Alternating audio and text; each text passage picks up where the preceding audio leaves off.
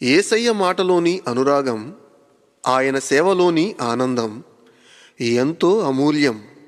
స్తోత్రం స్తోత్రం స్తోత్రం స్తోత్రం, స్తుతుల సింహాసనానికి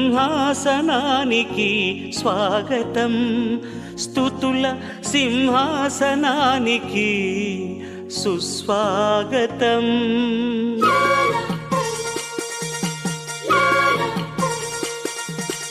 నీ సేవలోనే ఆనందము, నీ మాటలోనే అనురాగము, నీ సేవలోని ఆనందము, నీ మాటలోని అనురాగము.